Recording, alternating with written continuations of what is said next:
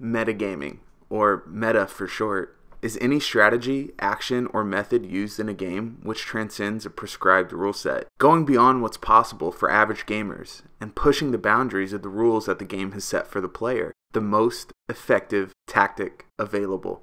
Today I'd like to discuss 3 Monster Hunter speedrun openings, and how they have changed the meta, or, in some cases, have changed the way the game is played. I'd like to talk about the remarkable openings of Monster Hunter World.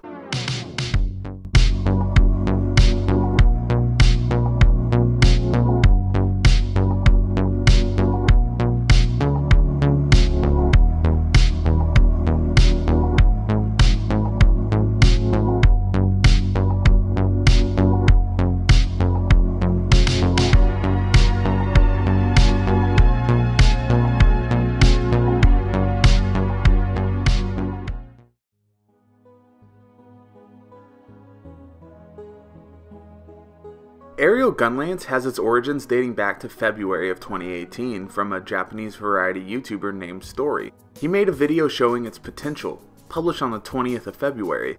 However, it was the Korean Monster Hunter player, OnionTube, that has the first recorded Aerial Gunlance speedrun that I could find. This run was published on March 21st of 2018. He used the aerial greatsword strategy on Nier Gigante, originally created by TSC.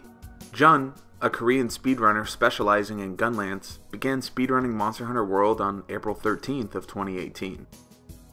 It's difficult to say if TSC and his aerial greatsword inspired Jun, or did OnionTube and his aerial Gunlance inspire him? Or what about Story, the variety YouTuber? Either way, Jun was inspired and determined to make his own path. May 10th, 2018.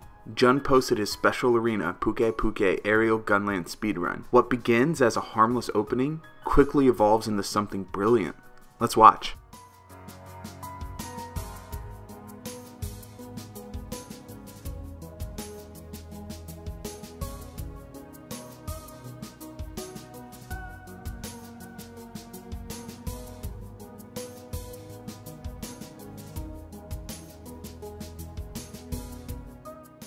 Jun begins by taking the 3 attack boosting consumables, Might Seed, Demon Powder, Mega Demon Drug, and then enters the special arena. He picks up a rock and throws it at Puke Puke.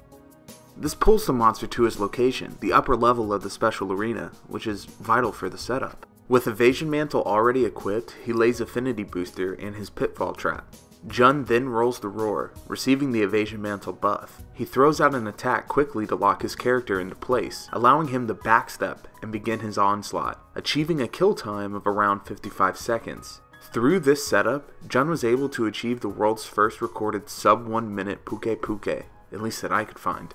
Since then, the strategy has been optimized recently with Jin Furai, who, without having seen Jun's prior run, reproduced it in his own way in his New World Sky, New World Flower Aerial Greatsword speedrun, published on September 5th, 2018. There seems to be more potential with the special arena openings, and I hope players continue to innovate. Jun's run was revolutionary in a lot of ways. First recorded aerial speedrun in the special arena, world's first sub 1 Puke Puke. I hope to see more from Jun, a creative and amazing player.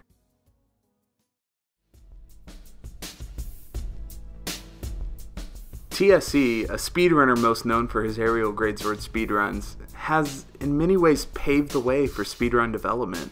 From monster-specific pulls to intricate setups to his unique aerial greatsword gameplay. But perhaps his most notable contribution is the original Nier Gigante flash pull that TSC called The Room. First seen in his Nier Gigante Gunlance speedrun published March 18th of 2018, let's check it out.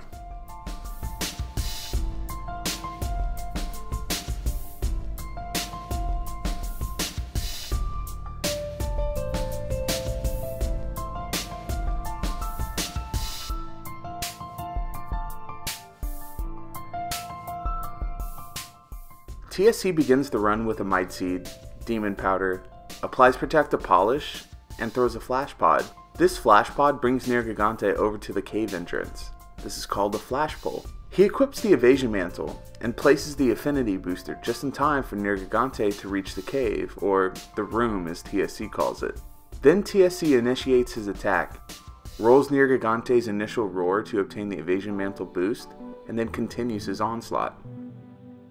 This was revolutionary at the time, pulling Nergigante closer to the hunter, allowing for faster kill times for nearly every single weapon. Since then, this opening strategy, the room, has been replicated and optimized by many players. To put this in another way, this completely changed how non-TA Nergigante speedruns were done.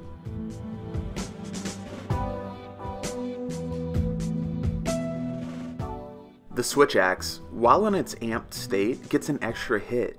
What Switch Axe players quickly found out is while in the amped state, anything that crossed the path of their blade actually procced the extra hits. Things like corpses of small monsters, bitter bugs, or even your Palico. What this means is, if you have multiple small monster bodies stacked underneath your target large monster, you will be dealing more hits than if you didn't have those bodies. You will be doing more damage. Early speedruns of Valhazak's Switch Axe have players hitting Raffinos, the flying dead birds of the Rotten Vale, in the amped state and receiving the extra hits from the Raffinos. Although this was seemingly unintentional, the power of the Raffinos was not quite realized yet, or if it wasn't implemented in the speedrunning in an optimal way. At least, not until Faye did it.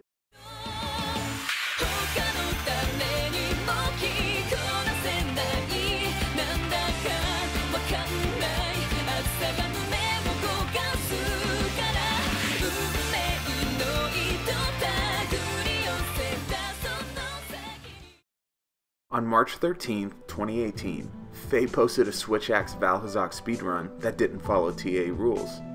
Here we see Faye purposely lure in the Raffinos during the setup of the speedrun, before Faye pulled Valhazak in. Faye constantly hits the corpses of the Raffinos during the amped state, dealing considerable damage. This was the first time, at least that I could find in my research, that someone purposefully used the Raffinos in a Switch Axe Valhazak opening, but Faye wouldn't be the last to use them. Deaga, a Switch Axe main, picked up where Faye left off. On the 10th of May, he posted this TA run. See, TA is a strict set of rules that restricts the use of flash pods, bombs, mantles, certain skills. So how does Deaga navigate these restrictions? Well, he navigates them quite masterfully.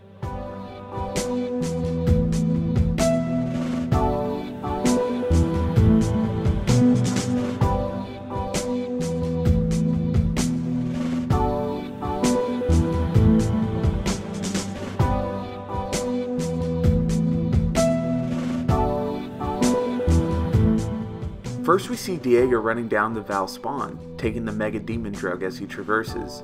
The next step is luring the Raffinos near him, then baiting them to do an attack, allowing Deaga to kill them accurately. Before the first strike, he takes his Demon Powder now, kills 2 Raffinos, dropping their bodies precisely where he wants them. He sheathes, takes a Might Seed, and then applies Protective Polish, and then mounts Valhazak. Mounting in Monster Hunter World is not usually advisable because it takes too much time out of your run, but in this instance, it is vital for the setup. The mount causes Val to drop right on top of the Raffinos. Deaga moves to where the Raffinos are located and begins his onslaught, ending his remarkable opening. 2 months after Deaga's run, another TA run was posted that was about 4 seconds faster. This run features more optimized gear and the same opening strategy pioneered by Deaga, except with no Raffinos. Since then, not much attention has been shown to the TA Valhazak Switch Axe speedrun, but if someone wanted to break the world record, the first step, at least in my eyes, would be incorporating the Raffinos. In documenting these opening strategies, I've learned that some openings have long-lasting effects and some don't. Strategies come and go, are lost and then found again. Players build off of each other, inspire one another, compete against each other, and push the meta forward. I hope that I have documented these openings in an objective, accurate way, and I hope you enjoyed these 3 remarkable speedrun openings.